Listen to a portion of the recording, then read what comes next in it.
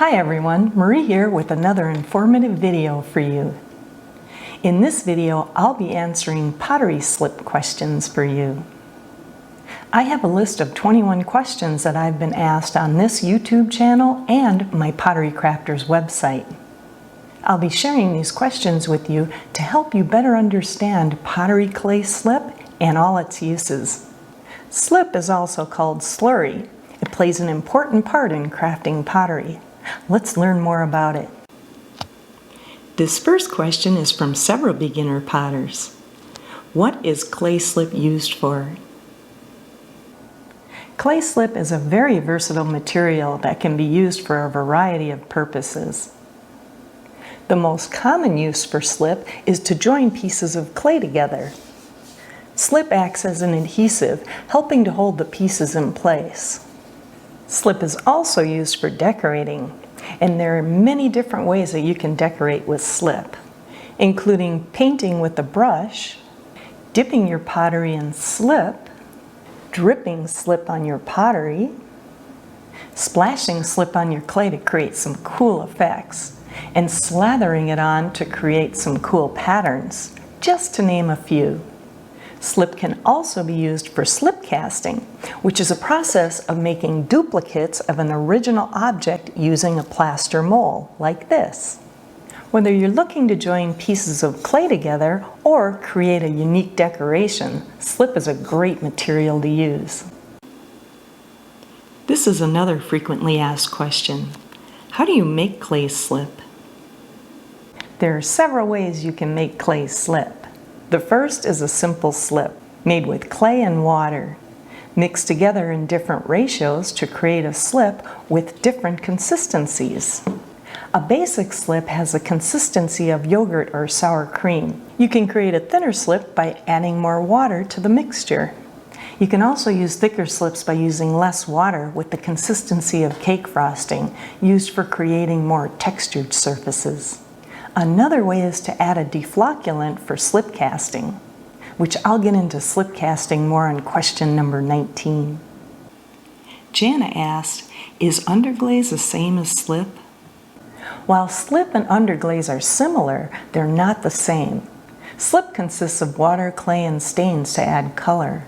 Slip is mainly applied to greenware because it doesn't contain frit. Underglaze can be used on bisqueware and all stages of greenware because it does contain frit. Frit is a mixture of silica and flux to help bond the underglaze onto the pottery, but not enough to form a glass-like seal on the pottery. Mica asked, I'm trying to make slip, but I don't have a blender. Is it okay if my slip isn't that smooth? If you don't have a blender, you can put your bone-dry clay in a container and let it soak overnight to ensure that the water has absorbed into the clay. Then you can mix it by hand. You may think that the slip is smooth just from blending the clay and water together, but it's not.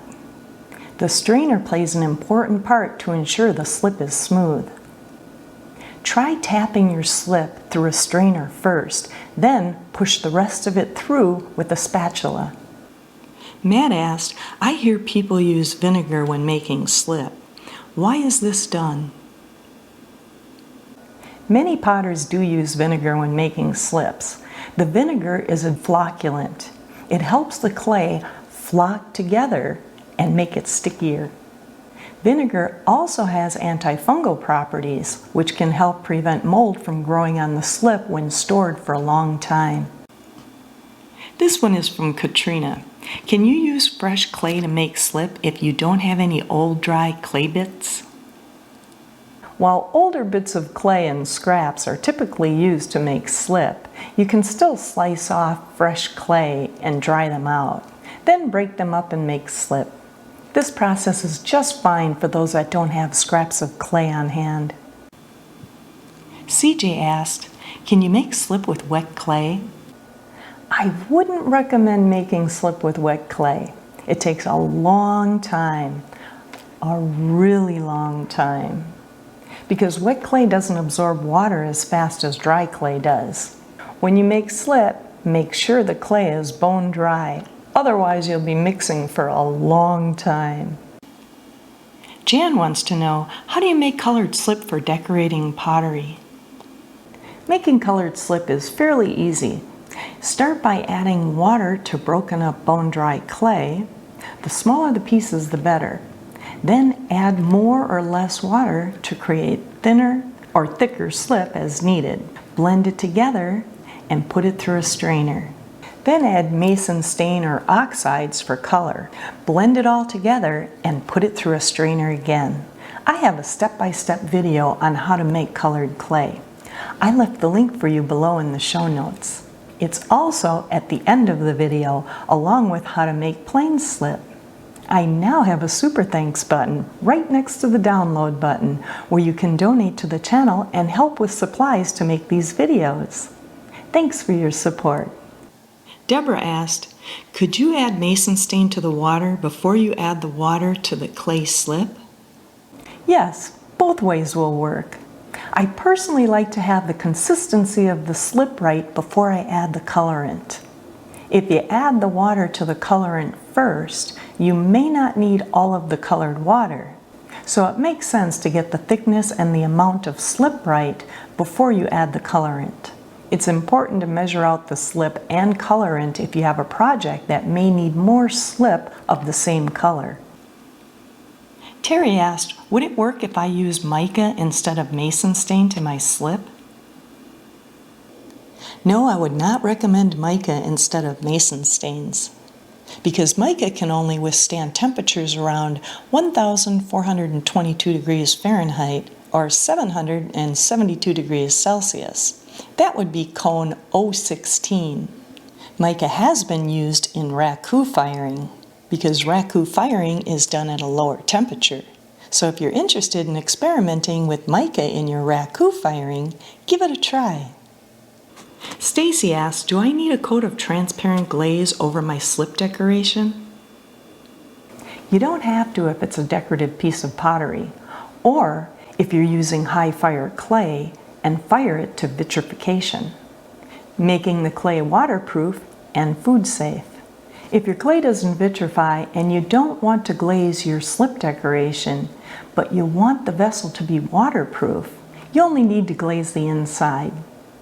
If you want to put a glossy shine on your slip and enhance the color, then applying a coat or two of clear glaze may be the way to go, after you bisque fire it. Karen asked, if I burnish my colored slip on leather hard clay, does it still need a transparent glaze to make it waterproof? Although burnishing does compress the clay particles and smooths the surface, it does not make the pottery waterproof. But it will if you're using the right clay and fire it to vitrify it. Otherwise, you'll have to apply clear glaze on the inside of your pottery to make it waterproof and just hand wash it. Rob asked, can I apply slip to my bone-dry clay? While the best time to apply slip to your pottery is in its plastic workable stage or leather hard stage, because the shrinkage rate of the clay is the closest. You can still apply slip to bone-dry clay. You can brush on a thin layer of slip, let it dry, and apply another thin layer and let it dry. Some potters spray water on their clay and even dip a piece in water before applying the slip. If you decide to use slip on bone-dry clay, it's always best to test it out because many clay bodies are different and may not work. Sonia asks, can I use slip on my bisqueware? Because slip has no melting agents to bond to the bisqueware, you would have to add a type of frit to help the slip bond to the bisqueware. So it performs more like an englobe or underglaze. There are many bisque slip recipes out there to choose from. Keep in mind that thick slip may be too much for the bisqueware and the slip can crack or peel, but you can always test fire and see what happens to your piece.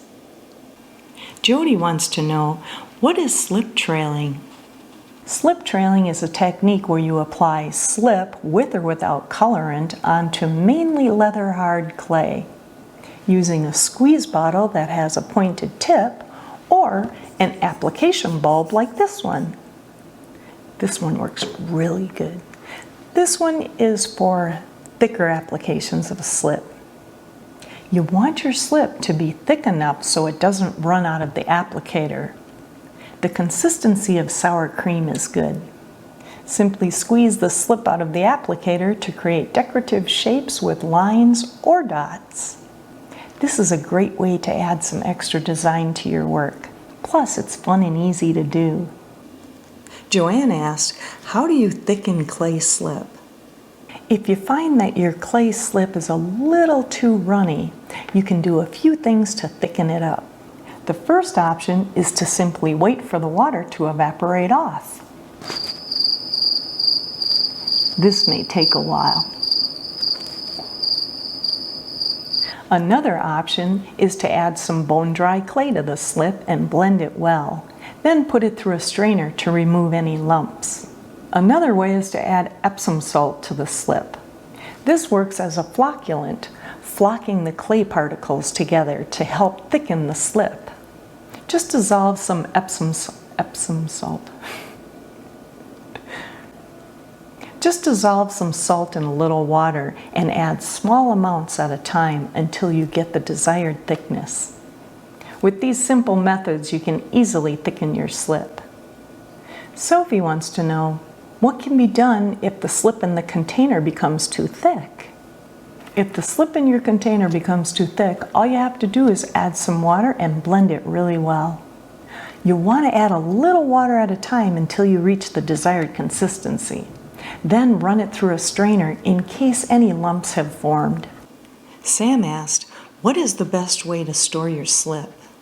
When it comes to storing slip, you have a few options.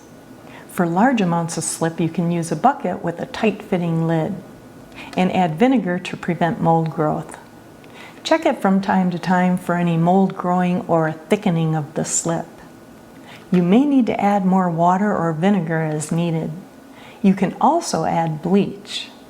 Keep in mind that the bleach will evaporate in the kiln and won't hurt the clay. For smaller amounts of slip, freezer bags work great. Simply pour the slip into the bag and let any air out and seal it tightly. Some of my slip has been stored in these baggies for over a year with no maintenance. I haven't had any problems with mold growth, and the consistency is still like sour cream. I just scoop a little out for my attachments and I'm ready to join my clay together. Michelle wants to know if clay slip for decorating is the same as clay slip for slip casting. The simple answer is no. When I started pottery, I didn't know that you couldn't use decorating and joining slip for slip casting. While you can use clay and water for slip decorating, it will not work at all for slip casting. Sue asked, can you use slip casting slip for decorating and attachments? I would not recommend casting slip for decorating or attachments. Since casting slip is made for plaster molds to suspend the particles and slow the drying rate, it doesn't have the same shrinkage or absorption rates as simple slip. Plus, it's pretty runny. Romero wants to know if you can make slip out of several different clay bodies. That's a good question. Working with multiple clay bodies can be tricky, as they often have different shrinkage rates and iron content. This can cause problems with the final outcome of the piece, as the different clay bodies may not fire at the same rate or produce the same color. The consultant at Amaco told me it's always best to stick with one clay body whenever possible, and you want the slip to attach and adhere to the piece properly. Well, those are all the slip questions I have for now. If I missed anything, it's because no one asked me. If you have any more questions, feel free to ask in the comments section below. Slip is great to work with, from decorating to molding. The more you understand, the easier it is to work with. Now head on over to my How to Make Colored Slip video and my How to Make Plain Slip video. If you do, I get to play with more clay. Let's stay dirty.